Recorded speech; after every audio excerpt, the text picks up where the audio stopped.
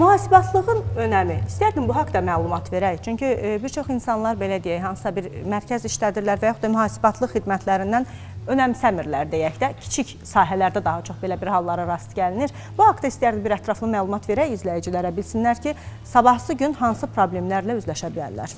Çox yaxşı sual verdiniz. Mən qeyd edeyim, mühasibatlıq həqiqətən bir şirkətin ana sütunlarından biridir. Yəni, bir şirkəti uzun ömürlü eləmək istəyirsinizsə, inkişaf elətdirmək istəyirsinizsə və onu ayaq üstə dimdik saxlamaq istəyirsinizsə, əgər o ana sütunlar yerində olmasa, o şirkət çökməyə məruz qalacaq.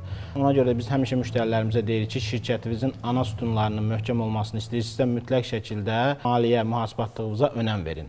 Yəni, bir şirkəti maksimum səviyyədə inkişaf elətdirən də maliyyə mühasibatlığı ola bilər, həmçinin çökdürən də maliyyə mühasibatlığı ola bilər, düzgün sistem qurulmasa. Vaxtında əvvəlcədən, yəni bəzən müştərilərimiz hansı səhvlər edirlər, maliyyə mühasibatlığa çox önəm vermirlər, fikirləşirlər ki, biz şirkəti quraq, işimizi quraq, hardansa kimisə bir mühasibə müraciət eləyərik, gələr bizə hansısa bir yol göstərər, bunu hesabatını verər və salam, məsələ bitər. Amma məsələ ondan yekunlaşmır. Şirkət qurulmadan qabaqcadan mühasibatlığa müraciət eləmək lazımdır, düzgün kadrlara müraciət eləmək lazımdır ki, mühasibatlıq hansı şəkildə qurulsun, şirkət hansı xəttindən getsin ki, gələcəkdə gözlənilməyən problemlərlə üzləşib, gözlənilməyən maliyyə itkilərinə məruz qalmasın.